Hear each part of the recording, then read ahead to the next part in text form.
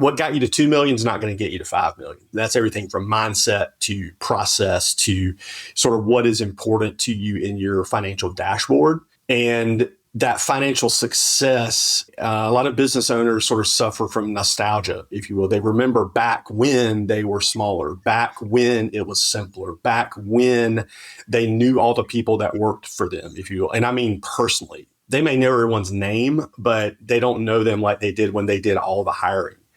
And so that nostalgia sort of keeps them locked in the past, locked in old patterns, locked in what's comfortable and familiar. And if business is anything, it's about taking you places you never thought you would go, faster than you thought you could get there in a way that no one would have imagined.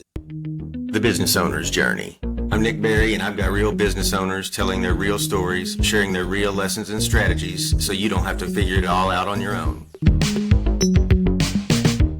John Barnes is a CFP and the founder of Pendleton Street Business Advisors. He's been working with entrepreneurs for more than 25 years. Today, John and I discuss the differences between those businesses that look successful on the outside and those that actually make you money. Expect to learn how financial success actually destroys good businesses, how to know when to pay yourself, when to pay debt, when to reinvest, how to link your personal and business financial plans, whether you've actually done the emergency planning that's going to protect your family, John's take on why tax advice is not financial advice, the best ways to plan past the urgent, and much, much more. Enjoy today's episode. Financial success, especially in some of those external measurables, like take revenue, for instance. Growth in revenue is generally thought of as a good thing. But I think what a lot of business owners have experienced is after they kind of get out of that sort of launch period, let's say you're getting up into $1 to $2 million of revenue, the way that your business looks and functions for, say, the next 2 million, so say going to $4 to $5 million of revenue, what got you to 2 million is not going to get you to 5 million. So that's everything from mindset to process to sort of what is important to you in your financial dashboard. And that financial success, a lot of business owners sort of suffer from nostalgia, if you will. They remember back when they were smaller, back when it was simpler, back when they knew all the people that worked for them, if you will. And I mean personally. They may know everyone's name, but they don't know them like they did when they did all the hiring. And so that nostalgia sort of keeps them locked in the past, locked in old patterns, locked in what's comfortable and familiar. And if business is anything, it's about taking you places you never thought you would go, faster than you thought you could get there in a way that no one would have imagined. And so that nostalgia, it'll get you. It absolutely will. What got you here won't get you there. Statement is one that I feel like we have to use a lot. Yeah. There's a reason that gets said a lot. I mean, it is generally true.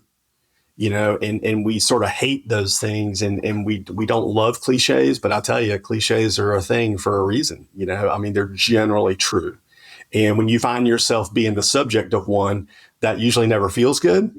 But it is kind of what our language has developed, if you will, to help people remember things. Absolutely.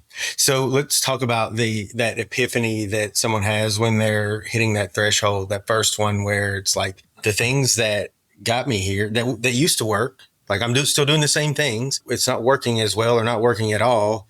What's changed? There's an epiphany there, and it doesn't come easily to everybody, right? Yeah. So tell me about how do you handle that? What does that look like from your side of things, and how do you help entrepreneurs navigate through it? Well, I think the first way that as an advisor in our firm, we're sort of outsourced CFOs alongside with CFPs, so certified financial planners, and we blend business financial planning with personal financial planning because that business owner sits in the middle of both of those things. Think about two sides of a zipper that get kind of put together. That's what makes the zipper work, and it's functional, is they have to kind of lock in at some point. I think the realization that business owners come to is, let's go back to that growth scenario where they're growing revenue.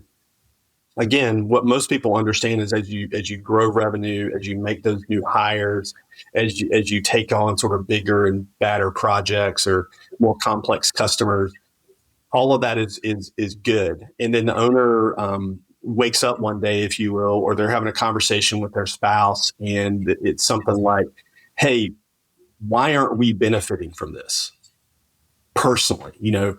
Our income hasn't changed. My car is now 14 years old and it was 13 years old last year. Hey, our children are getting older. What are we going to do about college? I hear that the business is doing well, or the owner might be saying, hey, I feel like I'm doing all the right things. I'm in a peer group where everyone's high-fiving me and just thinking that things are going great from the outside with sort of these vanity metrics. But I feel awful inside. I feel like I've just bought myself or created an expensive but comfortable prison for myself. It feels like the job I left when I was in my corporate days.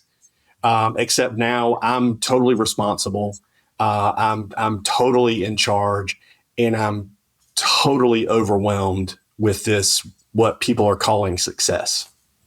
Yeah. If you sit and stare at it for a minute, like it is a job, right? They built themselves a job instead of a business with more burden. They don't get to just leave in the afternoon and then come back the next morning. Yeah. And a lot of people, especially if they're starting a business, they are coming from probably some kind of vocational background. Like they did something for someone else and they really enjoyed that type of work. It was meaningful and fulfilling. They just didn't want to do it there anymore. So they wanted to kind of create a business around their work.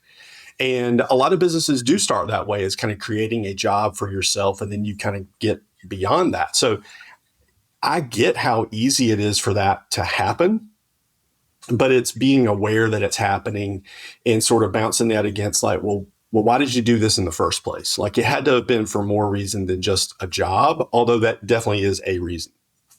Okay. So then what does their journey beyond that point look like? As they are working alongside you guys? Yeah.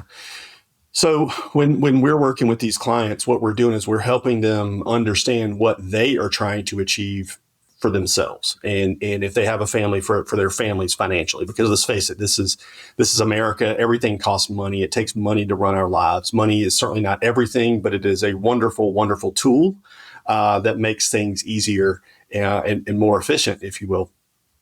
So we were trying to understand, hey, what are you trying to achieve? That's everything from, hey, we want to have a vacation house, or we want to give our kids a college education that's debt free, or, we want to take care of loved ones, who were maybe unable to take care of themselves. Anyway, there's always something that they're trying to do that requires money.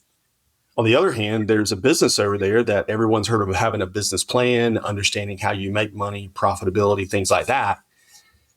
A lot of business plans, if you will, do not take the owner into consideration. Okay. They don't take the owner's personal finances into consideration. And that's not just about, hey, what do I do with the profit? I mean, owner's financial considerations in personal guarantees for debt, taking on, credit to use as a lever in your business. Well, that requires a personal promise, a personal guarantee, a personal financial statement that a bank is also going to use to underwrite you as a credit customer alongside with your business results. And so, again, it's not just about, hey, when are we going to buy the sailboat? It's like, hey, how are we going to fund and pay for all this growth in the business that then in turn feeds the personal financial plan? So as they work with us, what we develop for them is that personal plan and the business plan, and we show how they are linked. Then we help them answer 3 questions that every business owner has to answer when they have profit in their business. And what I mean is like real cash profit. So net operating profit. We think they can do 3 things with that. They can pay themselves, number 1. Number 2, they can pay down debt in their business or perhaps personally. And the third thing that they can do with that profit is reinvest it back into the business. Most business owners have their personal favorite of those 3. They tend to overweight on whatever that one is. For some people, it is they pull all the cash out of the business and they use it for themselves. Nothing wrong with that. Some people, really hate debt and they use every scrap of cash to just pay down debt as fast as possible. Some people are always doubling down on the business, and the profit never goes home, and maybe debt goes unaddressed. In our work, after we kind of put together 2 sides of the zipper, the personal plan and the business plan, we are then meeting with them to say, okay, which of these questions are we going to do right now? And how do we further the business plan and or the personal plan by answering pay yourself, pay the bank, or reinvest? And you're helping them figure out how to answer, like if they're not necessarily sure, well, which of those should I choose right now? You're going to help them, use some discernment as to, like, in your situation, or what you've said is important. It would align more with making this choice, right? Yeah. The answer to a how question, especially when you're dealing with finance, is so easy to answer when you know the what, not the why, but the what. In other words, what's important now? What am I trying to achieve? What do I want to do? When a client can really articulate that clearly, and a lot of times those things don't roll off the tongue. It takes a lot of work and a lot of time spent with them to understand that. We help them organize those thoughts. Then when we come back to a decision point on pay yourself, pay down debt, or reinvest, we pull out that what sheet, like what they're trying to achieve, goals, objectives, whatever you want to call them, and say, okay, which of these choices line up with the list? And like any good list, things can change, objectives can change, you can change your mind. You're free to do all that, but we want that to be a rolling and running conversation with the client so that we're most up to date. And we actually use their information as the filter. We're not, hey, what would some business guru do? What did Jim Collins say about this? No disrespect to Jim. We're not trying to win an industry award. We're trying to win the game that they have designed for themselves, what they want to achieve personally, and what's the business capable of. How do you do both and live to tell about it? That's what we're trying to do with our clients. Yeah, I love that. I always use the questions like they're really trying to answer, how do I know if, or how do I know when? Those are really simple questions when you get it to that point. But that's a lot of the work, is getting it simplified down to that, because it's so tangled up, and they're in the weeds, and all of that is running in here. You called it a storm earlier, right? And I'm glad that you said that, used the word when, as in timing, because that is equally important to the what question, because you can't do everything at once. And sequencing is very important when you're trying to achieve even short or medium term financial goals, be it for the business or personally. So we always say, hey, your business needs to do something for you at a specific point in time. And we're trying to define the what and also the when, because timing can also influence sequencing. Timing can influence how we answer those three questions about paying yourself, paying debt, or reinvestment. So I'm glad you brought that up. That timing is equally important. Mm-hmm. It is. And so you're not building their plan as a blueprint off of someone else's. It has to be the answers to those questions, or really the rest of those questions, are determined by that individual situation. Yes. So you're having to get into doing some pretty deep work with them then to excavate that information, right? Yes, excavation is probably the right word. A lot of times we're plowing new ground with that client that really no one's ever asked them. And by the way, most of our clients have a quote unquote financial advisor. They certainly have a CPA. They have an attorney or three. They have advisors in their life that are kind of looking down their stovepipe.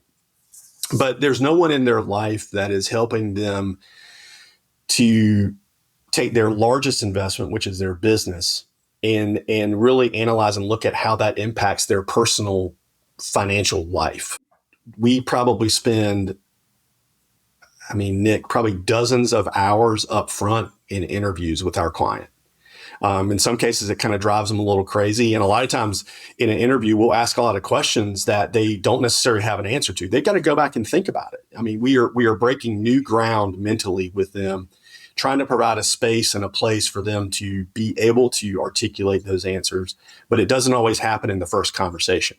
So a lot of times we have conversations, they're going to think about it and kind of come back. And I'll also add kind of a house rule for our firm is if a client is married, we insist that their spouse take part in all those conversations because we want to hear both sides of that story.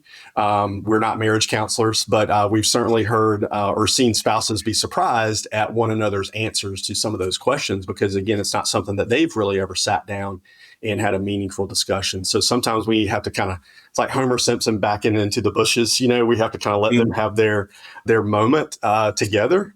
But I tell you, that is where good plans I think, have to start. You have to be willing to stay in those conversations and do that excavation work so that the details emerge that you can begin to sequence and that you can begin to document.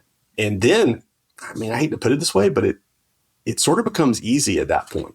The hard is very front loaded in a lot of, I think, good advisory work.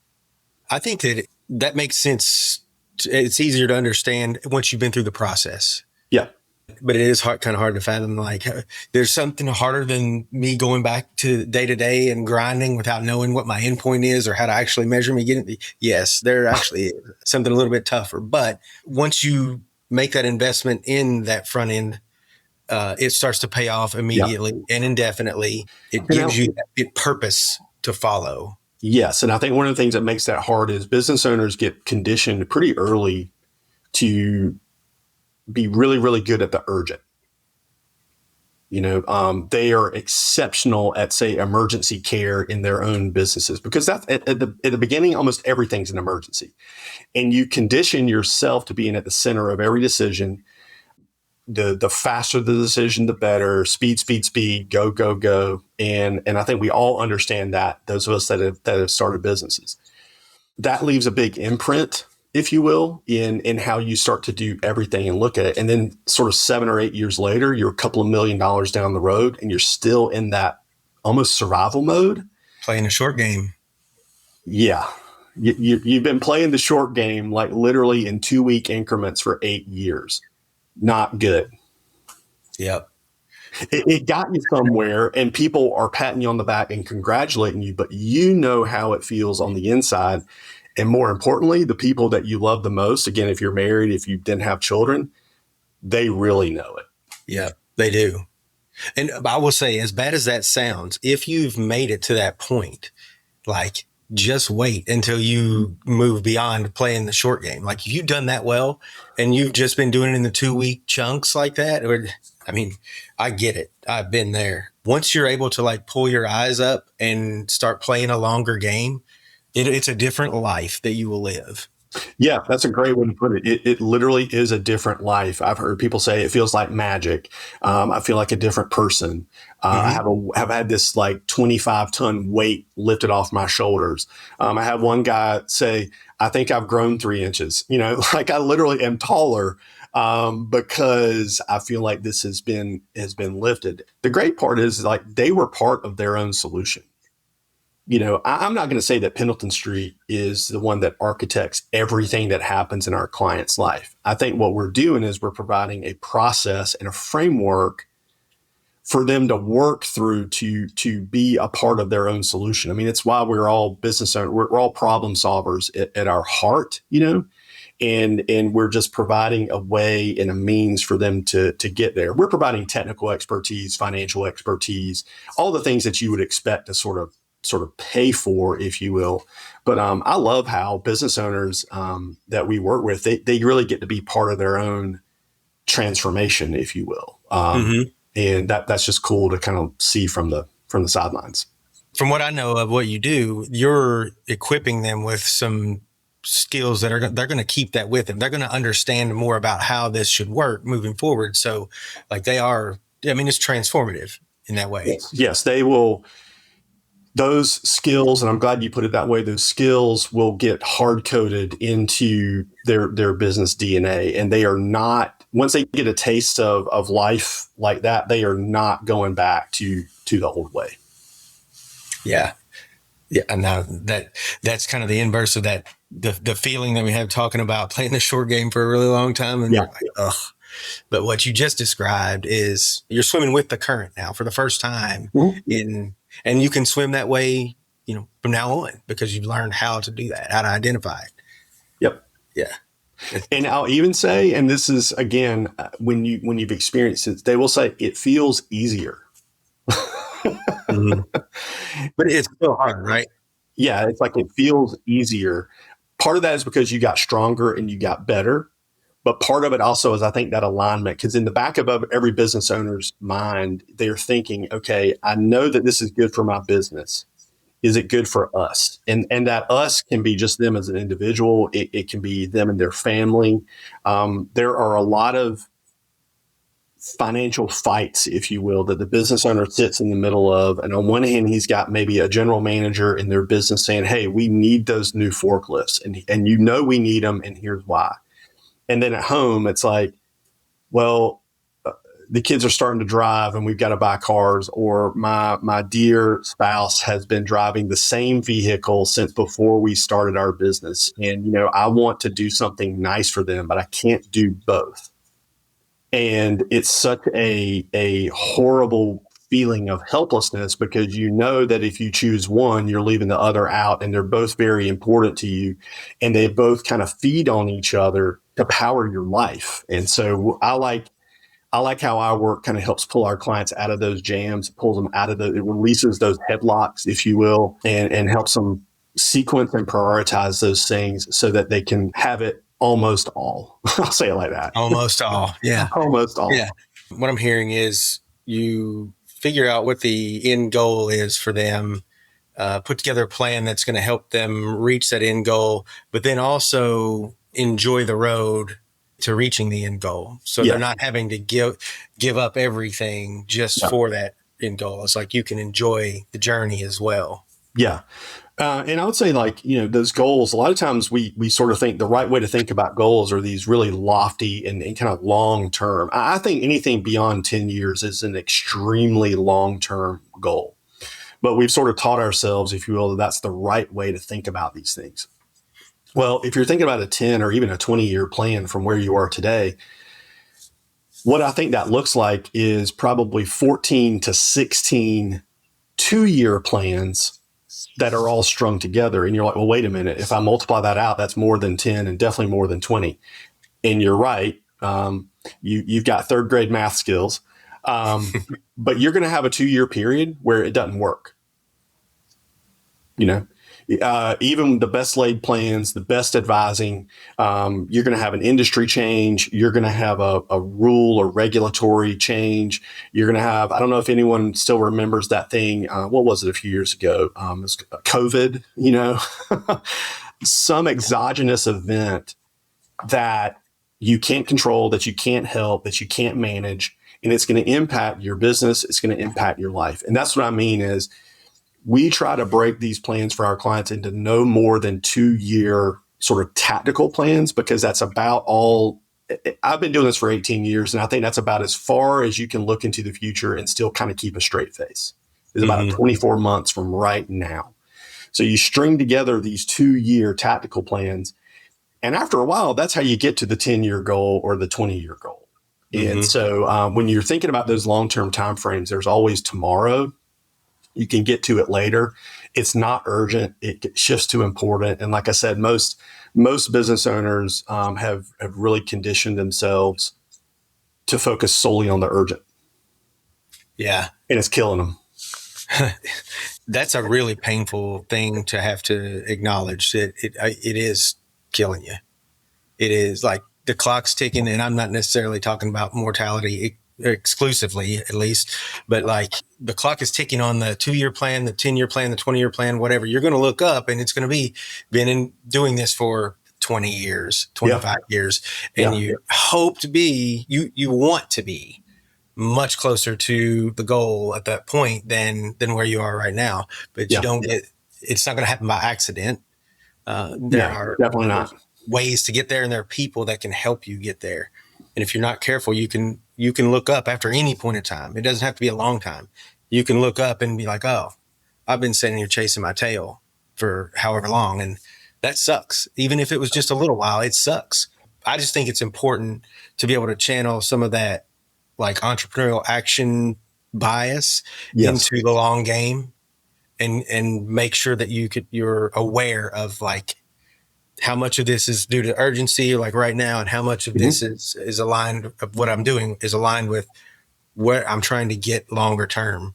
You can just look up and have empty hands at the end of a long period of time. I've heard you talk a little bit about the story where you got into your business where there was a tragedy, right? So, I mean, that's not even someone chasing their tail, like something very unforeseen happened. Yes. So the predecessor firm to Pendleton Street, I started my career in banking, worked in banking for about 7 or 8 years, and then I transitioned to becoming a financial advisor to business owners, doing essentially what we're doing now. And the owner of that firm died in an accident, certainly not planned, certainly not expected. And we also didn't have a buy-sell agreement or any kind of emergency succession plan for that old firm. And that just started just a major storm, not only in my life, but in his family's life and in all the other families that were working in the business. Took about 18 months to work through all that. It was extremely expensive financially. It was extremely expensive emotionally. It was a lot of wasted time and a lot of wasted money for a lack of 2 sheets of paper with his signature on it. Could have cleared the whole thing up. So no one's perfect. No one expects to have to do those things, but I'm very pointed with business owners when they haven't done that type of emergency planning. That's just, it's borderline criminal to me, because you hope you never have to use it. But if it's not there, it is absolutely catastrophic to everything that you've built in that business. And probably, again, if you have other people, loved ones who are dependent on that income, on that provision from the business, it's catastrophic for them too. And it's so easy to take care of. It's easy to plan for the catastrophes and a lot of those emergencies, believe it or not. A couple of sheets of paper, if you will, with some legal language, maybe some inexpensive life insurance, and you've totally inoculated yourself. Then you can go back to dealing with the whirlwind and the urgent and more fun things to think about. But you'd be amazed at the number of people that are walking around sort of uncovered with just those normal things, and they literally happen every day. Yeah. I mean, as you're talking about it, I'm thinking like it's on par with what a will is for you personally, but your same statement would hold true about people and their wills also. Like, oh yeah, it's crazy the people who don't have something like that in place and the problems that it could potentially avoid. You know, for me, we had done pretty well taking care of those things, but weren't perfect. But then we had our daughter. Mm-hmm. And so that's what it took to be like, okay, now there are a few more T's and I's that T's to cross and I's to dot to make sure that she doesn't have to deal with something equivalent to what you described. Yeah, everyone wants to maintain agency and choice. And you can do or not do certain things as a business owner where all that agency and choice can be just taken away from you or people you care about. And those are definitely items that you need to cover. That's, again, part of when we're working with clients, we're checking for all those things, and we're annoying about it. I think that's great. I tell them my own story, and a lot of people have become more familiar with. I've been more open with that over the years. It kind of took a long time to want to talk about it because, frankly, it's embarrassing. It's embarrassing for me, much less the people that were directly affected by it. And so I've been more open about that on purpose over the years because I know that it can happen. It happened to me. Yeah. Well, I think that's great that you're willing to do that because it is so important. And I would say that there are probably, I know a lot of the clients that you work with are fast growing. I know you work with quite a few that have been recognized. There are like Inc. 5000 companies. And so the stakes are going up. They're going to have a lot of things tugging at their attention. They need someone who's willing to be noisy about, like, these are the things that are important for you to take care of. Yeah. And the thing that really helps, because just being a squeaky wheel a lot of times is not a good thing. You just change the tire. It doesn't get the oil. You just change the tire. But it's when we do that excavation work up front to uncover what is important to them and when would they like for that to happen. And of course, we know that the output from the business is the most likely thing to be the provision for that. All we have to do is show them what's important to them and remind them of that. And a lot of times that is what helps to do those kind of tasky type things that are easy to put off. Is like, hey, look, it's not me as a business advisor. This is you saying this to yourself. I mean, you can disagree with that, but like I'm not even wagging my finger. This is like you wagging your own finger at yourself, and that should be pretty motivating. And one of the, I think, keys of being a great advisor is you can say the correct thing nearly 99% of the time. Correct doesn't really matter to most people. What matters is the right answer. Okay. And I differentiate correct and right in this way. Correct can be calculated. Correct, you can go to a law or a rule and read a bright line test or something like that. That's correct. But right takes into account context. Right takes into account circumstances. Right takes into account even goals and other objectives and combines that with correct to arrive at the right answer. And I think that's the part of being a professional advisor that we have to kind of fight for. Let's fight for the right answers for this client, not just correct. We've got all kinds of tools out there, and I won't say those two letters together, but even before that, you could go to Google, you could go to, all kinds of resources to get the correct answer. We are drowning in correctness. I mean, really, there's correct all around us. But why in the world do advisors exist? Well, I think we still exist because people need to get the right answers. It's just like every dwelling in America has a kitchen. The ability to use heat to transform raw ingredients into food, the ability to refrigerate those ingredients so we don't get sick when we do eat them. Well, why do restaurants exist? We all have the ability to cook. Sometimes you want to go to a restaurant. Mm-hmm. Sometimes you want a different experience. You want to pay money. Sometimes you just want the convenience. You're out and about. You don't have time to run home and prepare a meal. You got to go through the drive-through so you can get to the game or something like that. So there's room for all those things. But we're drowning in correct.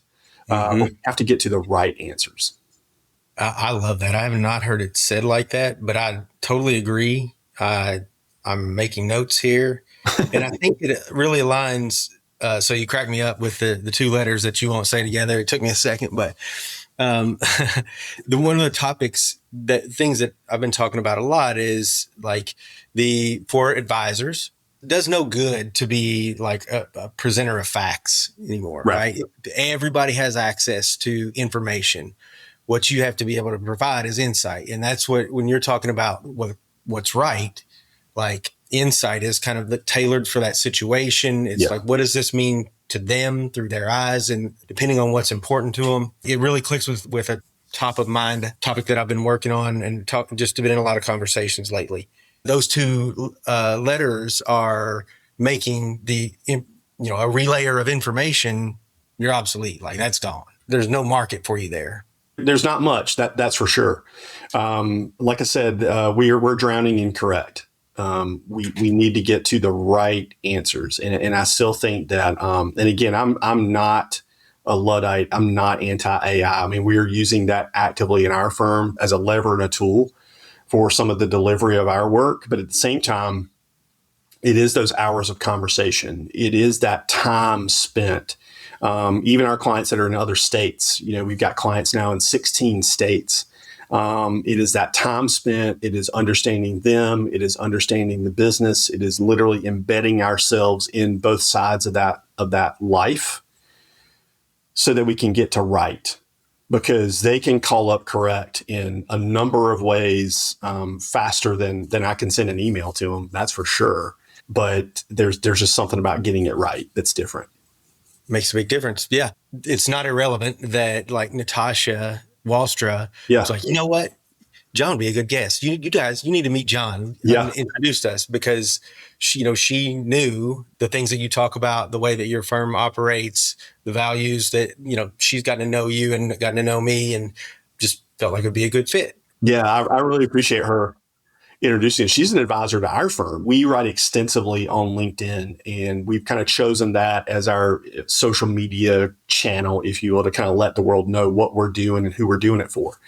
And Natasha has been a huge help to me, but by extension into our firm of just helping us, be more seen and more heard by the right people. I'm really grateful for her work and also the way that she does it, kind of going from correct to right. I mean, how many courses out there can I pay $100 for and I can watch some videos or even read people's content? She's a great advisor. She really is. I agree. So if you're listening to this, maybe one of the next episodes you need to listen to, if you haven't listened to it, is Natasha Walstra's interview, because she is she's an essential, but it's somebody that I trust, built that rapport with, and she knew enough about you, John, and was able to tell me, like, I can pull up facts about you, right? That's not, Yeah. that wasn't going to tell me. Yeah, I'm not hiding out there. I'm pretty out there on the socials. So yeah. Yeah. But John, this was great, man. I really appreciate you taking some time and joining and sharing the information. Is there anything else that we need to make sure that we get included? Any other questions or topics? Our website at pendletonstreetadvisors.com has a ton of resources. It has videos. If you like to read, it has case studies on it about the work that we do in kind of 14 different areas that we help solve business headaches.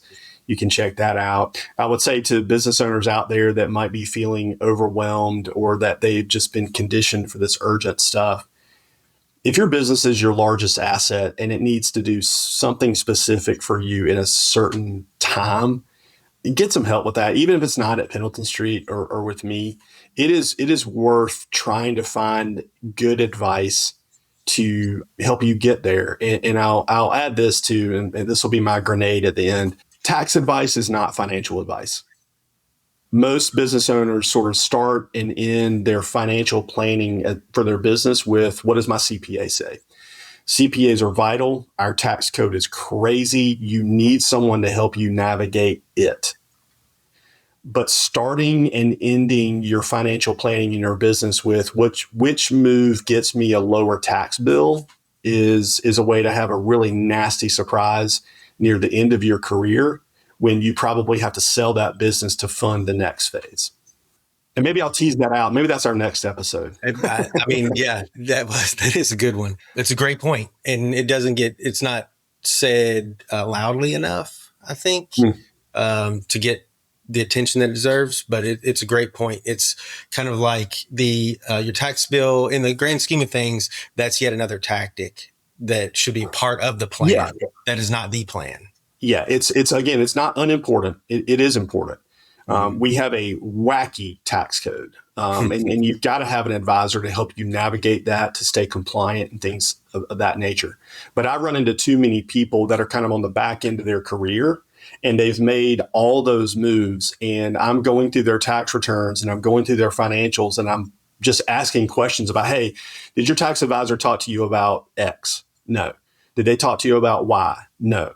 Did they talk to you about how that's going to affect when you sell your business one day? No. Did they ever ask you if you were going to sell your business one day? No. And I have to, break some not so great news to them. A lot of it's fixable. Again, it just takes more time, takes a little bit of money, things like that. So anyway, I'll just, not to restart the conversation, but I'll just kind of leave it there with, don't start and end your financial advice for your business with just, how's this going to affect my income taxes? You nailed it. John, you're the man. I appreciate you taking the time. Thank you for joining me. Yeah, thank you for inviting me on the show. Thanks for your questions and just giving me an opportunity to just kind of say these things. I really appreciate it, Nick. Thank you.